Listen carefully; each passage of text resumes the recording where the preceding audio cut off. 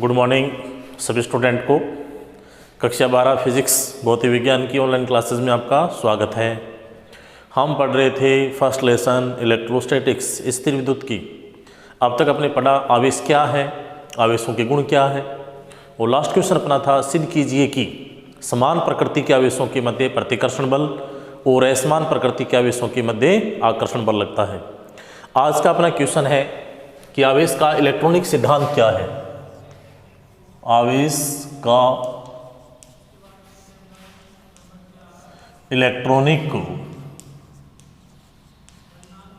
सिद्धांत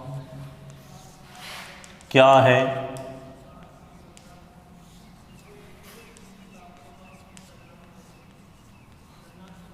समझाइए।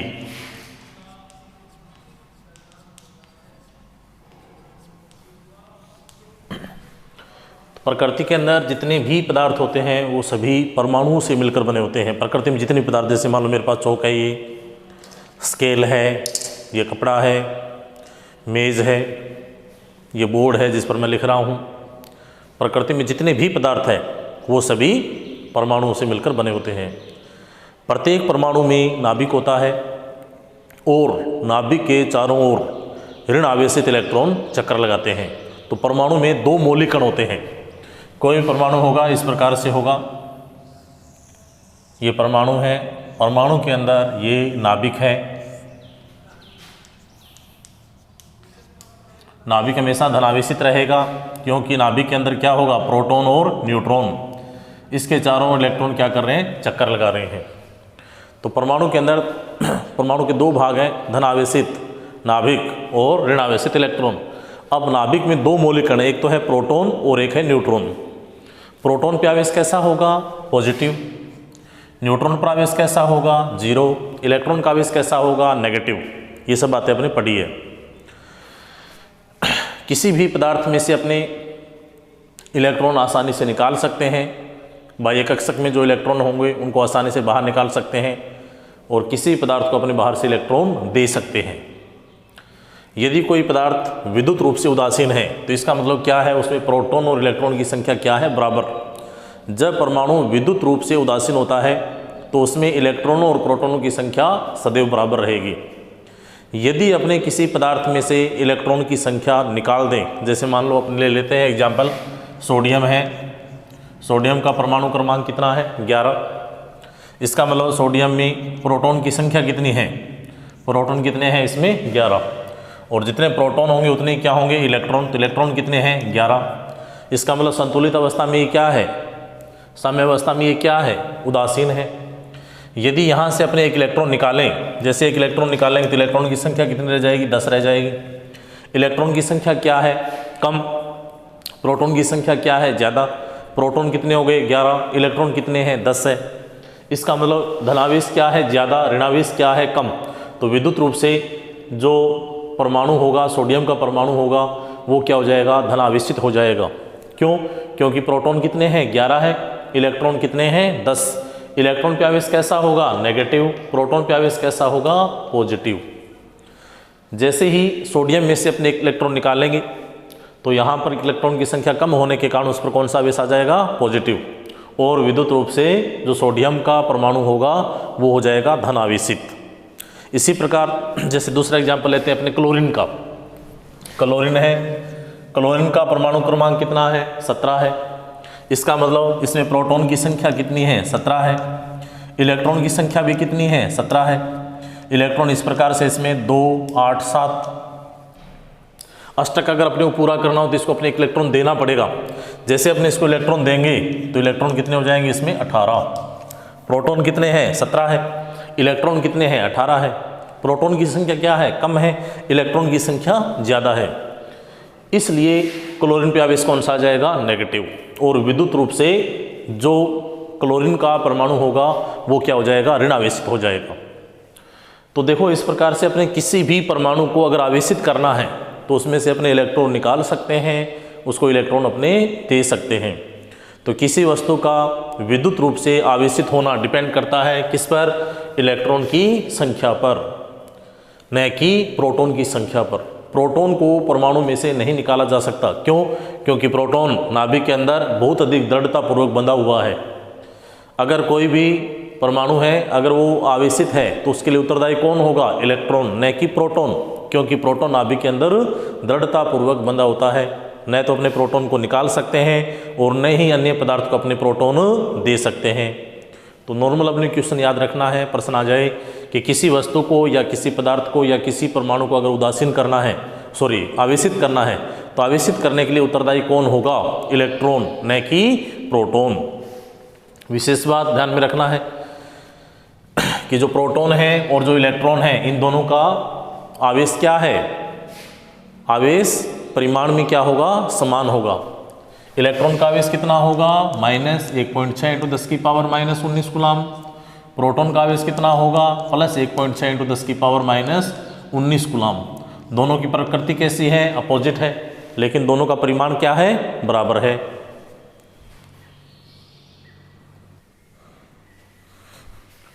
नेक्स्ट इसमें अपना ये पॉइंट है,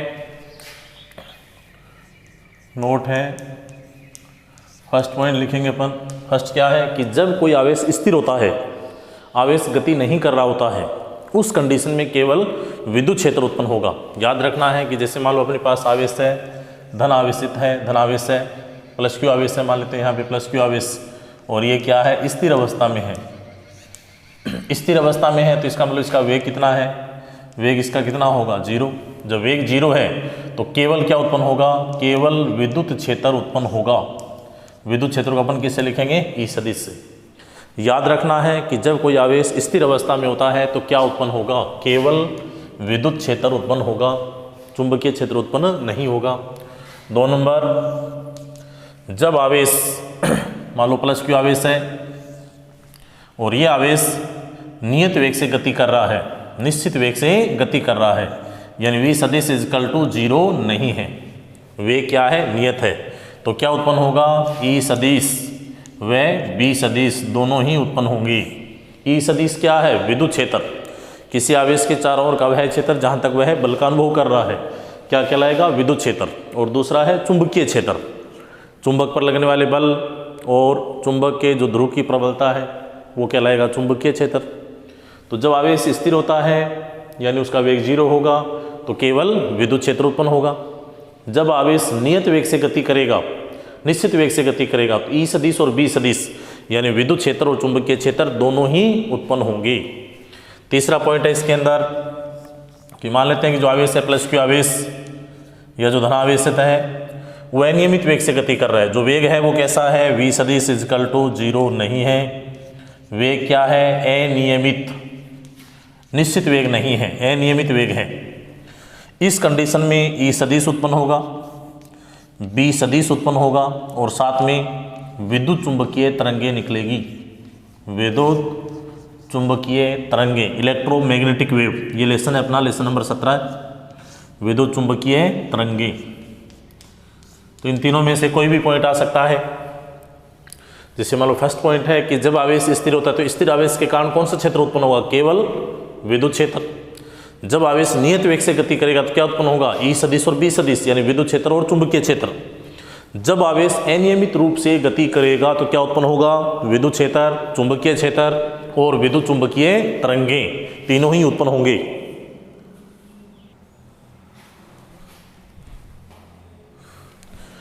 नेक्स्ट क्वेश्चन अपना ये है कि किसी वस्तु पर जो आवेश उत्पन्न होगा या किसी वस्तु को अपने आवेशित किस प्रकार से कर सकते हैं? आवेशन, आवेशन का मतलब आवेश किस प्रकार से उत्पन्न किया जा सकता है? तो किसी भी वस्तु को अपने 3 प्रकार से आवेशित कर सकते हैं। आवेशन जो होगा वो 3 प्रकार का होगा। पहला है घर्षण, अपने आवेश संरक्षण के नियम में पढ़ा था कि आवेश को न तो उत्पन्न किया जा सकता है और न ही नष्ट, बल्कि एक वस्तु से दूसरी वस्तु पर स्थानांतरित कर सकते हैं। तो यहाँ पर आवेश अपने स्थानांतरित कर रहे हैं, तो स्थानांतरित कैसे होगा? फर्स्ट है घर्षण विधि, सेकंड है चालन विधि, प्रेरण विधि और तीसरी है चालन विधि। इन 3 विधियों से अपने आवेश एक वस्तु से दूसरी वस्तु पर स्थानांतरित कर सकते हैं। तो डायरेक्ट क्वेश्चन आ जाए मान लो 1 नंबर का कि किसी वस्तु पर आवेशन कितने प्रकार का होता है, आवेश को अपने एक वस्तु दूसरी वस्तु पर कितनी विधियों से स्थानांतरित कर सकते हैं। तो 3 विधियां हैं, घर्षण विधि, परिरण विधि और चालन विधि। अब जो फर्स्ट है घर्षण विधि वो अपने पढ़ेंगे कि घर्षण विधि क्या है। आज का क्वेश्चन आपको नोट करना है। क्वेश्चन अपना ये रहेगा आज का, किसी वस्तु को आवेशित करने के लिए उत्तरदायी कौन है या कौन होता है। किसी वस्तु को आवेशित करने के लिए उत्तरदायी कौन होता है, इलेक्ट्रॉन, प्रोटॉन या न्यूट्रॉन। थोड़ी देर पहले अपने टॉपिक पढ़ा है। जो लास्ट क्वेश्चन अपने दिया था, लास्ट परसों जब क्लास ली थी, कल क्लास नहीं थी, बारिश के कारण अपने क्लास नहीं ले पाई, तो उसमें आपको क्वेश्चन दिया गया था। पहला जो फर्स्ट 1 नंबर जो वीडियो था उसमें क्वेश्चन था कि आवेश का सबसे छोटा मात्रक क्या है। तो आवेश का सबसे छोटा जो मात्रक था वो था फ्रैंकलिन। क्या था? फ्रैंकलिन। उसके बाद में जो 2 नंबर वीडियो था उसमें था कि जो आबनूस की छड़ है उस पर आवेश कैसा होगा। तो आबनूस की छड़ पर आवेश कैसा होगा? नेगेटिव। अब ये तीसरा वीडियो है, तो तीसरे वीडियो के अंदर अपने पार्ट नंबर जो 3 लिया है कि किसी वस्तु को आवेशित करने के लिए उत्तरदायी कौन होता है, इलेक्ट्रॉन होगा, प्रोटॉन होगा, न्यूट्रॉन। जो भी आंसर है वो आपको लिखकर भेजना है। अभी लगभग 80 में से लगभग 35 बच्चों के ही मैसेज आए हैं। कोशिश करें सभी आंसर दें।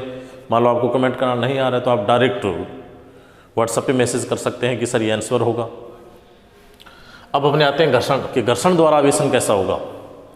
तो घर्षण के जो आवेशन अपने घर्षण द्वारा आवेशन पढ़ा है वो ये था कि जैसे मान लो अपने पास एक कांच की प्लेट है और कांच की प्लेट को अपने रेशम के कपड़े से रगड़ा और स्वतंत्रतापूर्वक इस प्रकार से लटका दिया।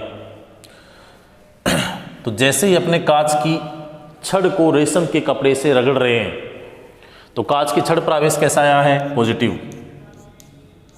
इसका मतलब क्या हुआ कि जो रेशम का कपड़ा था, इस प्रकार से जो रेशम का कपड़ा है,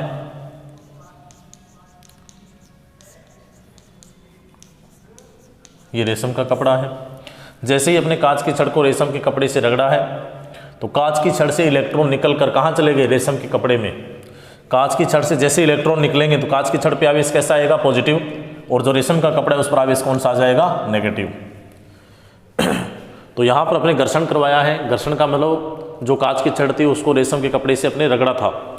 जैसे ही रगड़ेंगे तो कांच की छड़ से इलेक्ट्रॉन निकलेंगे और यहाँ पर इलेक्ट्रॉन की कमी हो जाएगी, जिससे यहाँ पर आवेश कैसा आ जाएगा? पॉजिटिव। और रेशम के कपड़े में इलेक्ट्रॉन जा रहे हैं तो इसमें आवेश कौन सा आ जाएगा? नेगेटिव। बहुत ही आसान। दूसरा जो अपने भाग पढ़ा था, ये पढ़ा था कि आबनूस की छड़ है और आबनूस की छड़ को अपने क्या किया है? बिल्ली या खरगोश के बालों से रगड़ा है। बिल्ली या खरगोश के बालों से। तो एक छड़ है अपने पास आबनूस। आबनूस एक विशेष प्रकार की लकड़ी है, मैंने आपको बताया होगा। इस प्रकार से एक आबनूस की छड़ है और इसको अपने रगड़ा है खरगोश या बिल्ली के बालों से। खरगोश के फर, ऐसा बोल सकते हैं, फर यानी बाल। अब जैसे अपने आबनूस की छड़ को खरगोश के फर से रगड़ेंगे तो खरगोश के फर से इलेक्ट्रॉन निकलकर किस में चले जाएंगे? आबनूस की छड़ में। तो आबनूस की छड़ में आवेश कैसा आ जाएगा? नेगेटिव। खरगोश के फर से इलेक्ट्रॉन निकल रहे हैं तो यहाँ पर आवेश कैसा आ जाएगा? पॉजिटिव। इस प्रकार से घर्षण द्वारा दो वस्तुओं के बीच में या दोनों वस्तुओं पर आवेश का क्या हो रहा है? स्थानांतरण। एक वस्तु दूसरी वस्तु पर आवेश क्या हो गई? स्थानांतरित हो गई। तो पहली वस्तु अपने क्या लिया है? एग्जाम्पल था कांच की छड़ को रेशम के कपड़े से रगड़ा है और दूसरा था आबनूस की छड़ को अपने खरगोश के फर से रगड़ा है। इस प्रकार घर्षण के द्वारा आवेश का क्या हो रहा है? स्थानांतरण हो रहा है। आवेश सदैव द्रव्यमान से बाउंड होता है, बंधा होता है, यानी आवेश के लिए जरूरी है कि द्रव्यमान होना चाहिए। अगर द्रव्यमान होगा, जैसे मान लो मेरे पास ये चौक है, अगर ये चौक होगा तभी इस पर आवेश होगा। तो आवेश के लिए जरूरी क्या है? द्रव्यमान का होना। लेकिन द्रव्यमान के लिए आवेश का होना जरूरी नहीं है।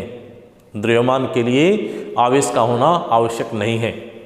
कुछ वस्तु ऐसी भी होती है जिनका विराम अवस्था में द्रव्यमान 0 होता है, जैसे न्यूट्रिनो है। एग्जाम्पल लिख देंगे अपने, क्या है? न्यूट्रिनो। तो ये था अपना आज का टॉपिक, पूरा हुआ। यहाँ तक आपको पढ़ना है। क्वेश्चन मैंने आपको बता दिया है कि किसी वस्तु को आवेशित करने के लिए उत्तरदायी कौन होगा। ये 3 नंबर अपना वीडियो है। कल होगा 4 नंबर। जो नोट्स मैंने आपको PDF भेजे हैं वो 4 नंबर तक के भेज दिए हैं, उनको आप अच्छे ढंग से नोट कर लें, पढ़ते रहें। थैंक यू, धन्यवाद।